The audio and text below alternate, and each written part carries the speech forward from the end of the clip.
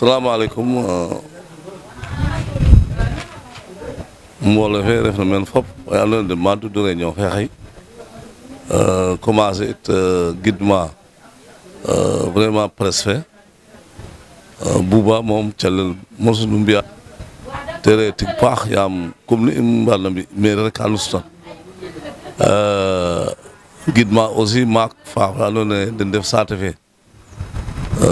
imam ratib mais aussi gidma maak we andoona yee den teewun réunion fe xay nag réunion fa njegu importance a ref te ref préparation a kar délégation Limoges fo Panazol meke commune de Diofior mais aussi intercommunalité fe andoona yee ten re arrondissement de Fimela fop damit na Palmarin Fimela Diofior Djilas bo Loul Sessène te ref mission fa njegu importance fa andoona yee le 21 den Toubab mbutoot ka Dakar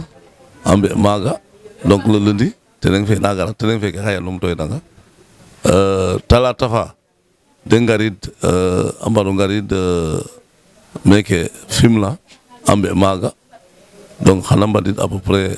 18 heures à Fimela njangit yongu la nag talata fa tere le 22 ino maire ke xan i ndet maaga mbaxtaan fu den mbi échange miñ kero maintenant adda fa nag tere le 23 ten calel ke commencer ka bon o xetule a jega un petit changement yaam o xetule Diofior le 24 i programme o nda a ɗeete le 24 comme ka mbaro ngaad ndik te fiiq pour éviter ça nag de lembe le 23 c'est-à-dire le mercredi ka de anticiper ka a ngara mbi réunion de travail fe Diofior de 9h à 11h à partir de 11h den ndet a visiter école leng na andoona yee affaire ke mbalit ne a fiye fi maaga poubelle fe fiye fi maaga après a numtoox a mbutooxik mercredi den mbutook à midi maana hôtel la den njangit na den mbaru continuer donc a ndet commune Yoqe Palmarin Fimela a ndet Djilas bo Loul Sessène le vendredi ale a mbugan numtooxit Diofior kam le 24 tere le jeudi a mbugan numtooxit kam Diofior i ɓaatu mbaxtaan ke de nge'na fo ke andoona yee i mbaru njalit projet fe ndaa miñ keero a pare'anga rek de njang a njanga auto pour a ndet a ngaad France parce que le 24 à 23 heures dina njang ka vol pour a ngaad a numtoox France donc le la mission fait c'est du 22 donc au 24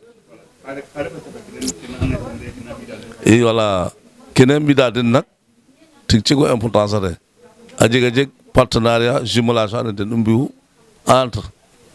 commune ɓetik ke andoona yee den nde arrondissement fe fu commune ke andoona yee den nde Limoges métropole den nde commune Xarɓeɗik président fe den a ne'el Guillaume Guérin ten fooxum ten na gar ka Diofior a gar Fimela a gar caate ke in fop pour a xet fo intercommunalité fe in ke na ɓiida den nak ten ref a jeg projet fa maak fa andoona yee ten i démarrer u entre intercommunalité ɗik ke te ref projet fa andoona yee wallu mbalit o no anda yee mbalit o ɗeetluwangaan adna fe fop ka mbi'in trésor fa maak ino mbalit ka i manquer ndaa mbalit trésor a ref i mbug nag démarrer it ndànk par ndànk c'est-à-dire d'abord première phase fe ten i ndee neke sa commune o commune xana waaɗ dépotoir ma andoona yee buku ɓafa palit ke ten maaga nag palit ke mbuke ɓafel n'importe quoi ka de mbukunu u njila mais andoona yee ten nde daɗ le de mbi'an à part ke andoona yee ten ref celem ke à part déchet plastique ke de mbi'an na xa saaku alors kene a mbugu njangin bo saate o saate fi'an kaaga ten re la première phase mais deuxième phase fe ke taxna bo projet fe ino ten re i mbar mba terrain fa leŋ terrain maak fa andoona yee commune ɓetik ke tout maaga i mbugu traiter ta déchet ke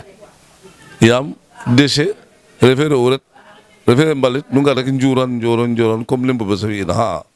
mbalit ndiki ka te jalel comme usine ce qui fait terrain faga maga palit ke tout ca commune ke fop maga ko mbokatel a mbokatange ma de triel comme ne latonga de njakit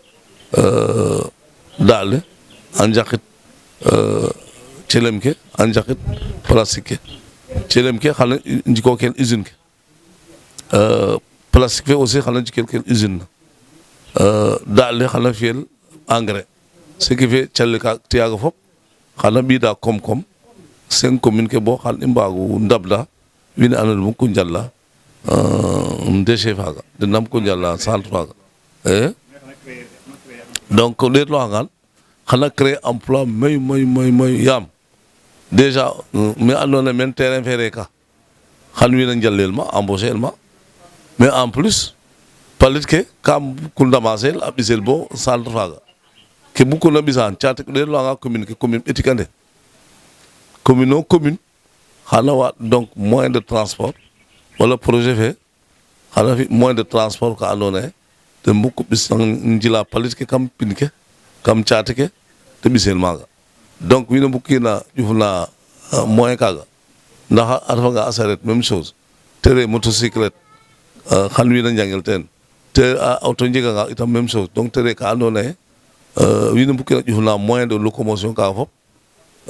kaga emploi reka awe andona itam dembu na mbika den beaucoup mbia politique au niveau des maisons awaga aussi xana créer mag emploi te refte andona calculer ngan emploi mieux à créer ka te ref donc évaluer ngan dal chalel makare donc mbalit ken taw den lay mbalit orare mbalit refe ka andona xal kabida chalel moy ka andona anu bita terrain fe nak ino 5 communes ke ino na det kan kaga nak det haaren yam pour le moment commune ka bu ko jalla boya financement fa na garna so kambi terrain faga nda terrain fe ke illeyno illa le ka injil kan ma andona god ke 5 communes ke andele wa gore yam alfa nga palmarin pour jangta saret wala auto mais que bo palmarin xana god bon tere extrême lul saison aussi même chose donc normalement andele wa gore ce qui fait anongo la on dit qu'on wa ki go den fa trop ken dal na étudier réellement mais terrain fere ka na ka ga ka mi jikke problème i ngxasa fe fop nak ya mu tubab o kenal wa ga no fañit fop nda wa ga no fañita tege ni tewetalo to ide depuis imbia coopération avec al panazol jofiol bo yeli mo saro katen rog moju akay pelu moso imbia bo du ba say ngal na jofiol rek kaya kam te alum to jofiol o xeke nak na gara kenal xasare tere Guillaume Guérin tere président monsieur Garmen comme ka monsieur Garmen fata mbina ak taxam moso wa andone atanga rek ayakam te alum to jofiol Jean Paul mom aminya gara fu match amosa gar la président fe wo monsieur garit o te wo aussi Monique monsieur gar la nak imbe dal bo vraiment président fe a content on xasa te hop dal vraiment ne imbe gina fa ko fe dal adum bi dal jërëjëf